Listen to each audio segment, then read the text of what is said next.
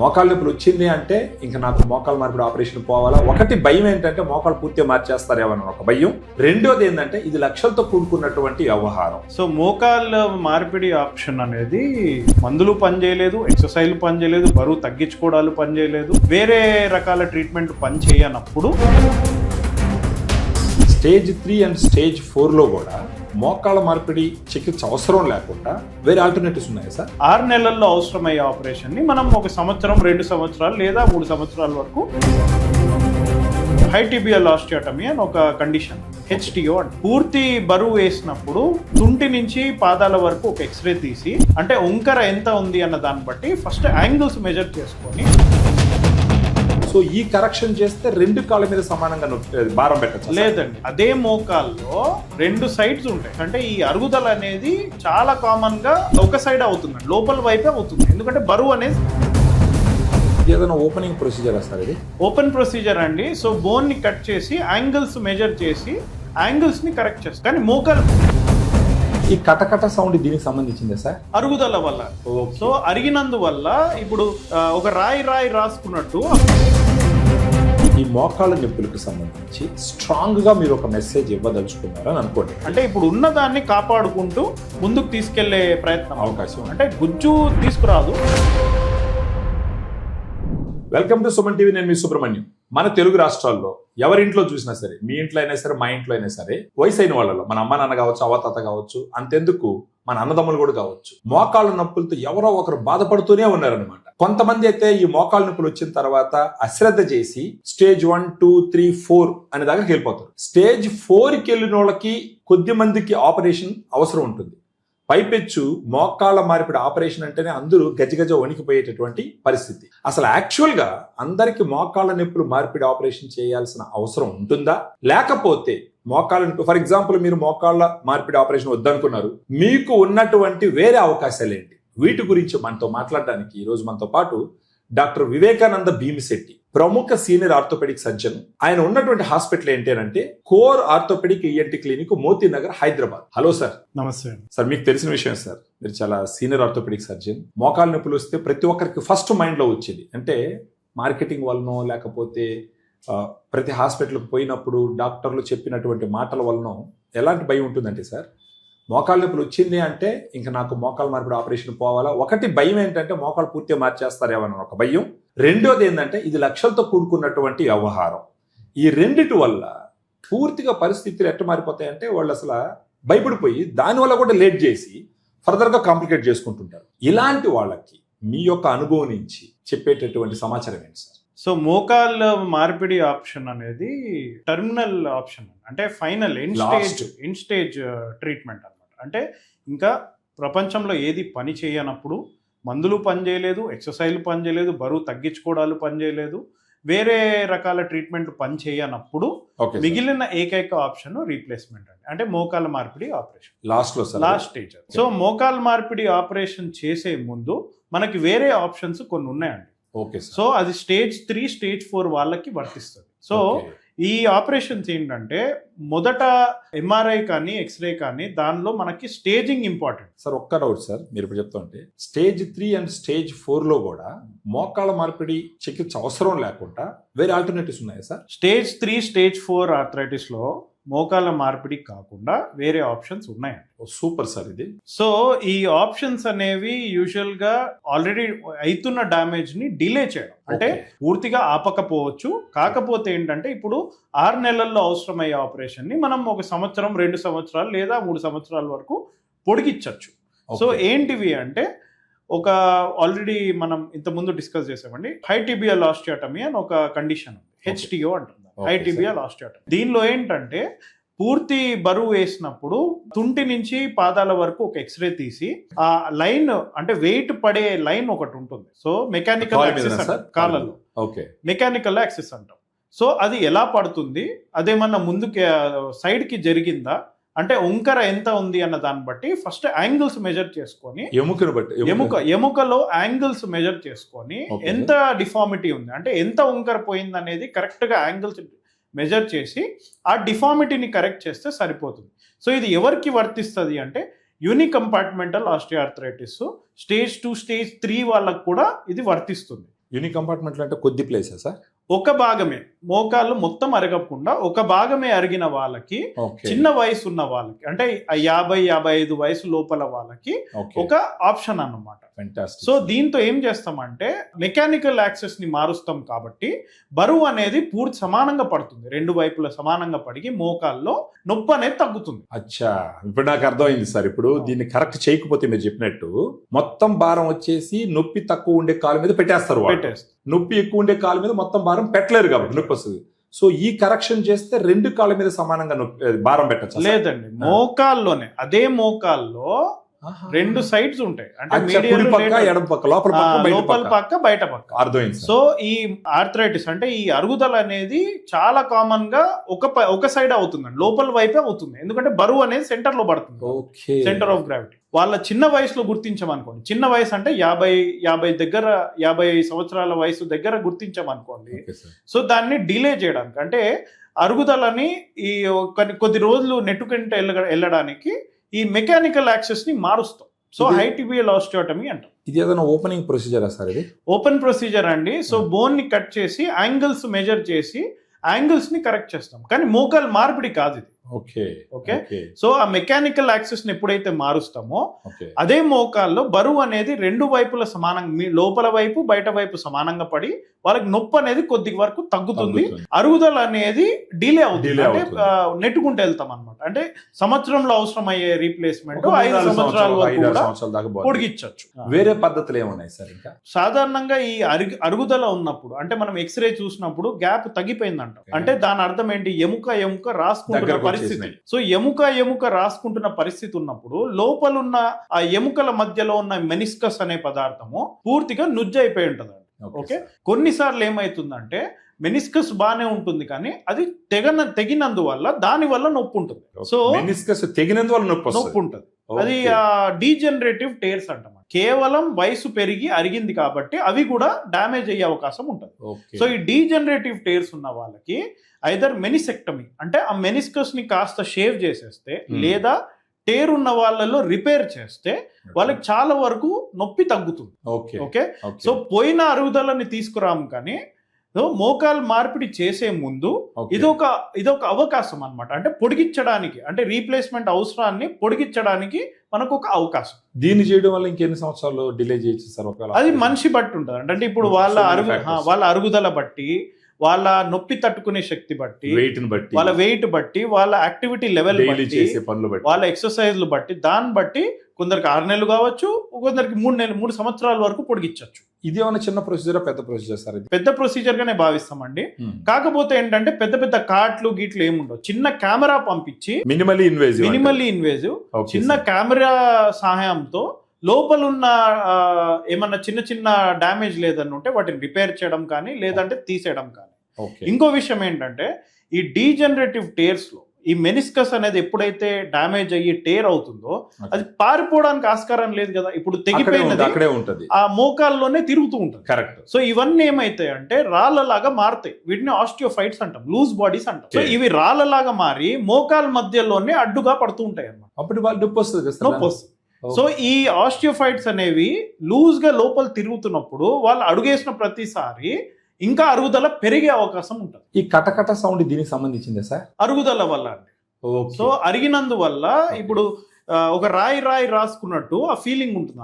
So దాని వల్ల కొందరికి బయటకు కూడా వినిపిస్తుంది ఆ సౌండ్, కటకట సౌండ్. అది అంటే పూర్తిగా గుజ్జరిగిన వాళ్ళలో, పూర్తిగా గుజ్జరిగిన వాళ్ళలో రాయి రాసుకున్నట్టు ఎముక రాసుకుంటాయి కాబట్టి దానివల్ల సౌండ్. సో అంటే బహుశా అది స్టేజ్ 3 స్టేజ్ 4 వచ్చేసి ఉండొచ్చా సార్ అలాంటి వాళ్ళు? ఆ సౌండ్లు వస్తున్నాయంటేనే అర్థం వాళ్ళు స్టేజ్ 3 దాటినట్టు. సో ఆ సౌండ్లు వస్తున్నాయంటే స్టేజ్ 3 దాటినట్టు. వీటితో పాటు ఇంకేదైనా ప్రొసీజర్స్ ఉన్నాయా సార్? మనకి ఈ ఆటోలోగస్ కాండ్రోసైట్ ఇంప్లాంటేషన్ అని చెప్పేసి ఒక అడ్వాన్స్డ్ ప్రొసీజర్ ఉంది, అది అందరికీ వర్తించదు. సో స్టేజ్ 4 ఆర్థరైటిస్ అంటే ఇట్స్ అ గ్లోబల్ ఆర్థరైటిస్ అంటాం, అంటే మోకాల్లో మొత్తం అరిగిపోయి ఉంటుంది. సో వాళ్ళకి అస్సలు వర్తించదండి. ఇది ఫోకల్ లీజన్స్ అంటాం, అంటే ఒక దగ్గర మాత్రమే గుంతలాగా పడుంది అనుకోండి, వాళ్ళకి మాత్రమే వర్తించే అది ఒక ఆపరేషన్ అన్నమాట. సో నార్మల్ గా ఉన్న 2 రకాలండి. ఒకటి నార్మల్ గా మన జాయింట్ లో బరువు పడని చోట గుజ్జును తీసుకొచ్చి అక్కడ నింపడం జరుగుతుంది. ఓకే, అదొక పద్ధతి.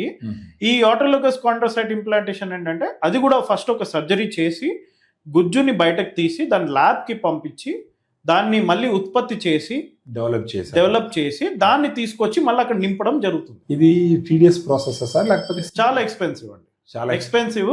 కాకపోతే చాలా తక్కువ మందికి వర్తిస్తుంది, అది అందరికి వర్తించదు. అంటే ఆ కండిషన్ బట్టి చేయాలి, కండిషన్ బట్టి. అది చిన్న వయసు ఉన్న వాళ్ళకి ఫోకల్ డిఫెక్ట్స్ అంటే చిన్న గుంత ఒకటే దగ్గర చిన్న డ్యామేజ్ ఉందనుకోండి వాళ్ళకి వర్తిస్తుంది. ఓకే, మామూలుగా ఈ వెయిట్ కూడా ఏదన్నా రోల్ ప్లే చేస్తారు సార్? వెయిట్ తగ్గించుకోగలిగితే ఉండాల్సిన దానికన్నా 1 కిలో ఎక్కువ ఉన్న 4 కిలోల భారం ఒక్కొక్క మోకాల మీద పడుతుంది. It's scientifically proven equation. Okay sir. So 1 kilo బరువు తగ్గించుకున్న వాళ్ళు 4 కిలోల భారం తగ్గించుకున్నట్టు ఒక్కొక్క మోకాళ్ళ మీద. దీని వల్ల ఒకవేళ sir for example stage 1 stage 2 లో ఉంటారు అని అనుకుందాం.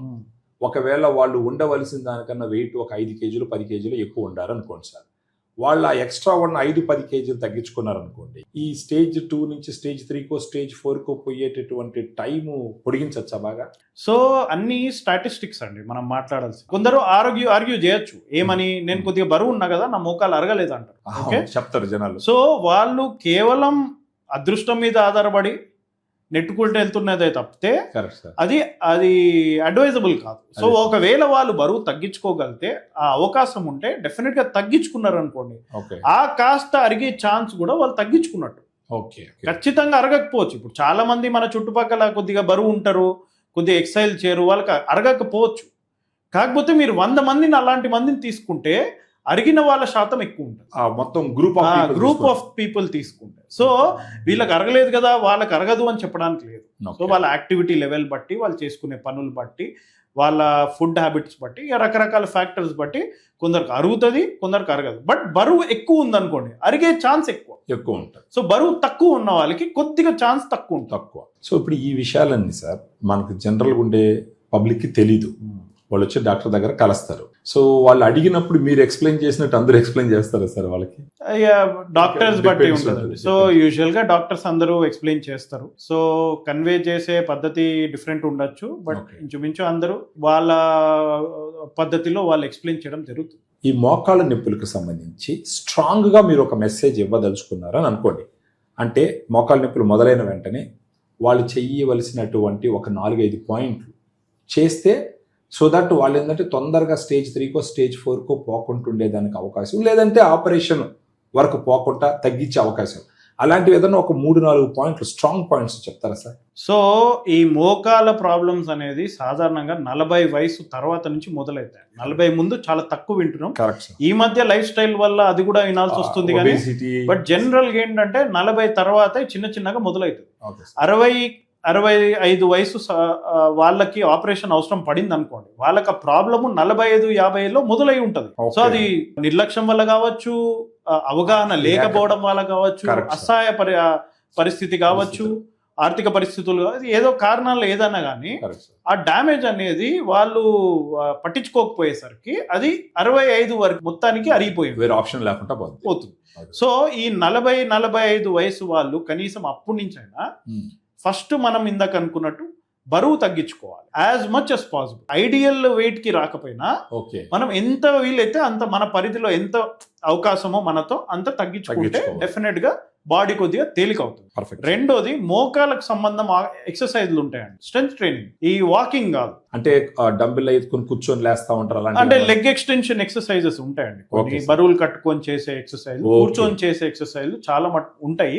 అవి నేర్చుకొని అవి పద్ధతిగా చేసుకున్నారు అనుకోండి, కాస్త జాయింట్ అనేది హెల్దీగా ఉంటుంది. సో ఎర్లీ స్టేజెస్ లో ఇప్పుడు గ్రేడ్ 1 గ్రేడ్ 2 స్టేజ్ లో ఉన్నారు అనుకోండి, ఈ కొలాజన్ సప్లిమెంట్స్ అవి ప్రొటెక్టివ్, అంటే ఇప్పుడు ఉన్నదాన్ని కాపాడుకుంటూ ముందుకు తీసుకెళ్లే ప్రయత్నం అవకాశం. అంటే గుజ్జు తీసుకురాదు, ప్రొటెక్షన్ సార్, పూర్తిగా పోకుండా కాపాడుతూ ఎట్లా జాగ్రత్తలు అవన్నీ మళ్ళీ జాగ్రత్తలు ఎలాగో తీసుకోవాలి. ఓకే, ప్రోటీన్ డైట్ అండి, హై ప్రోటీన్ డైట్ ఉండాలి. సో బాడీకి తగ్గ ప్రోటీన్ డైట్ తీసుకుంటే దాంతో కూడా జాయింట్స్ అవన్నీ కూడా హెల్దీగా ఉంటాయి. అంటే ఈ వయసు ఒక 40-50 దాటి 40 దాటిన తర్వాత సార్ మీరు చెప్పేది ఏంటంటే కార్బోహైడ్రేట్ ఒకటి వెయిట్ కరెక్ట్ గా రావాలంటే ఆటోమేటిక్గా మనం కార్బోహైడ్రేట్ తగ్గించుకోవాలి. దాంతో పాటు ప్రోటీన్ ఇంటేక్ సఫిషియెంట్ గా చేర్చుకుంటే అంటే మజిల్స్ స్ట్రెంగ్తన్ అవడం వల్ల ఉపయోగం అంటారా, లేకపోతే యాజ్ ఇఫ్ ప్రోటీన్ పోయి మోకాలకు ఉపయోగపడుతుంది అంటారా సార్? జాయింట్ అనేది it's a combination of 2 bones అండి. ఓకే, జాయింట్ పరంగా దానికి సిగ్నిఫికెన్స్ లేదు ఓకే సార్. ఆలోచిస్తే. సో జాయింట్ అనేది ఏంటి, ఒక ఎముక దగ్గరకు వస్తే అది జాయింట్. అవును. ఇప్పుడు జాయింట్ ని కదిలిచ్చేవి ఏంటంటే కండరాలు కదిలిస్తాయి జాయింట్ ని. Correct. జాయింట్ కదలదు, కరెక్ట్. మీకు అర్థమైంది? కరెక్ట్. ఎముకడు కూడా కదలదు. కండరాలే So, కదిలిస్తాయి. ఇప్పుడు జాయింట్ కి హెల్త్ అంటే ఏంటి, చుట్టుపక్కల కండరాలే దానికి స్టెబిలిటీ ఇచ్చేది. అబ్సల్యూట్. ఇప్పుడు కండరాలు తీసేసాను అనుకోండి, జాయింట్ ఏమో ఊడిపోతుంది. తుడిపోద్ది. Correct sir. So joint position లో ఉందనుకోండి, చుట్టుపక్కల లిగమెంట్స్ పట్టుకొని ఉంటాయి. లిగమెంట్స్ వీటిని అన్నిటిని ఆడిచ్చేది కండరాలు. Okay sir. సో అల్టిమేట్ గా జాయింట్ స్ట్రాంగ్ ఉంది అంటే చుట్టుపక్కల కండరాలు స్ట్రాంగ్ ఉన్నాయి అనుకోండి, ఆటోమేటిక్ గా జాయింట్ స్ట్రాంగ్ ఉంటుంది. కండరాలు బాగుండాలంటే ప్రోటీన్ తీసుకో. సూపర్ గా చెప్పినారు. నేను యాక్చువల్ గా ఎన్నో ఇంటర్వ్యూలు తీసుకున్నాను కానీ ఇంత డీటెయిల్డ్ ఎక్స్ప్లెనేషన్ నేను వినలేదు సార్. ఖచ్చితంగా ఈ ఇన్ఫర్మేషన్ మన వాళ్ళకి అందరూ బాగా ఉపయోగపడుతుంది సార్. జనరల్ గా ఉన్న అండర్స్టాండింగ్ ఏంటంటే మోకాలు నొప్పులు రాగానే ఇంకేమైపోయింది లేదు, మనకి ఇంకా ఆపరేషన్ తప్ప వేరేది ఏం లేదు అన్నది ఒక ఆలోచన.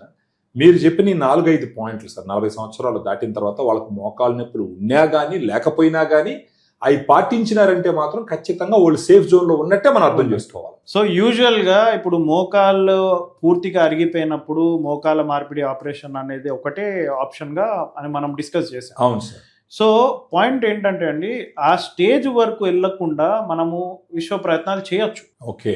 ఏది ముందే మనం గుర్తించి, చిన్న వయసులోనే గుర్తించి, ఎక్సర్సైజ్ చేసుకుంటూ, డైట్ మార్చుకుంటూ, తీసుకోవాల్సిన జాగ్రత్తలు తీసుకుంటూ, ఎక్కువసేపు నిల్చోకపోవడం, ఎక్కువ మెట్లు ఎక్కడం దిగడం చేయకపోవడం, అవసరమైన పనులన్నీ చేసుకుంటూ దాన్ని పెరగకుండా చూసుకోవడం. సో నా పాయింట్ ఏంటంటే, మనకి ఆ స్టేజ్ వరకు వెళ్ళాక వేరే ఆప్షన్స్ ఉండవు యూజువల్గా.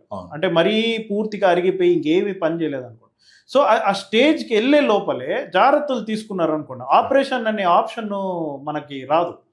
సో ఆ స్టేజ్కి వెళ్ళాక ఇప్పుడు ఏమైతుందంటే అండి, ఇప్పుడు చుట్టుపక్కల వాళ్ళ ప్రభావం అంటే ఇప్పుడు ఎవరికో ఫెయిల్ అయింది, ఇప్పుడు మాకు ఫెయిల్ అవుతుంది భయం. సో ఈ భయం వల్ల ఏమైతుందంటే నిజంగా అవసరం ఉన్న వాళ్ళకి, అంటే చాలా సఫర్ అవుతున్న వాళ్ళు, ఓకే, అంటే ఈ సఫర్ అయ్యే వాళ్ళు ప్రపంచంలో అన్ని ట్రై చేసి ఉంటారండి ఆల్రెడీ.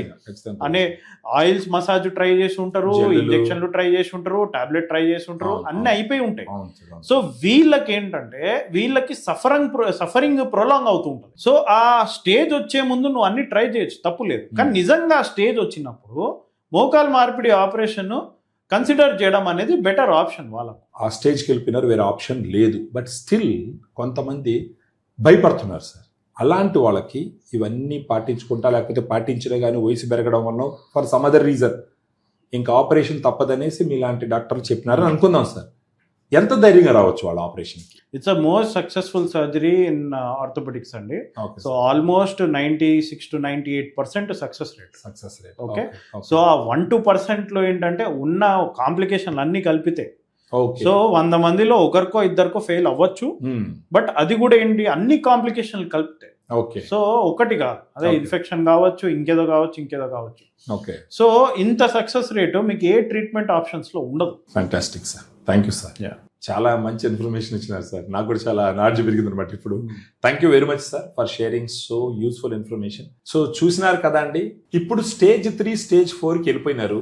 మోకాల మార్పిడి చికిత్స అవసరం అనేసి ఒకసారి మీకు నిర్ధారణ వచ్చింది.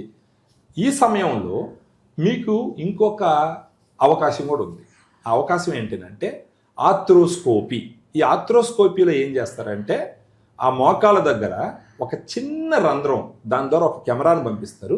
దాన్ని పంపించి అక్కడ ఉన్నటువంటి కొన్ని అన్నెసెసరీకి సంబంధించినట్టు, అంటే నొప్పి ఎందుకు వస్తుంది మీకు, అక్కడ ఏదో ఒక పదార్థము అక్కడి నుంచి సపరేట్ అయ్యి అక్కడ తిరగడం వల్ల, అక్కడ ఉండిపోవడం వల్ల నొప్పి వస్తూ ఉంటుంది. ఈ ఆర్థ్రోస్కోపీ ద్వారా ఏం చేస్తారంటే వాటిని అక్కడి నుంచి బయటికి తీసేస్తారు. ఒకసారి అక్కడి నుంచి బయటికి తీసేసినారంటే మీకు జరిగే బెనిఫిట్ ఏంటంటే, ఫస్ట్ మీకు మోకాళ్ళ నొప్పి తగ్గిపోతుంది. నొప్పి తగ్గిందంటే అప్పుడేం చేయొచ్చు, మీకు చేయవలసినటువంటి మేజర్ ఆపరేషన్, మోకాళ్ళ మార్పిడి ఆపరేషన్ని కొన్ని నెలల పాటు, కొన్ని సంవత్సరాల పాటు మీ అదృష్టాన్ని బట్టి ఎక్కువ రోజుల పాటు అవసరం లేకుండా చేసుకోవచ్చు, లేదంటే డిలే చేయొచ్చు. ఆ తర్వాత మళ్ళీ మీరు మోకాల మార్పిడి ఆపరేషన్ కావాల్సి ఉంటే పోవచ్చు. అప్పటికప్పుడు వద్దు, భయపడుతున్నాము, కొన్ని ఆర్థిక కారణాలు, ఇలాంటివి ఇష్యూస్ ఉన్నప్పుడు ఈ ఆర్థ్రోస్కోపీ అనే ఒక పద్ధతి ద్వారా తాత్కాలికంగా నొప్పిని తగ్గించుకొని అప్పటికప్పుడు చేయవలసినటువంటి మోకాల మార్పిడి ఆపరేషన్ని మీరు పొడిగించుకోవచ్చు. ఈ ఆప్షన్ గురించి తెలుసుకోవడానికి మనకి ఈ వీడియోలో ఉన్నటువంటి ఫోన్ నంబర్కి మీరు ఫోన్ చేసి అపాయింట్మెంట్ తీసుకొని డాక్టర్ వివేకానంద భీమిశెట్టి గారితో మాట్లాడి ఇక్కడికి వచ్చి మోతీనగర్ హైదరాబాద్కి ప్రశాంతంగా కూర్చొని ఫర్దర్గా మీ హిస్టరీ మొత్తం చెప్పి అప్పుడు సార్ అనుభవంలో సార్ ఇచ్చేటటువంటి సలహాలన్నీ తీసుకొని నిర్ణయం తీసుకొని మీ మోకాల్లో ఉన్నటువంటి నొప్పిని తగ్గించుకొని మీరు హ్యాపీగా బతికేటటువంటి అవకాశాలు మెండుగా ఉన్నాయి. So keep watching. Thank you very much.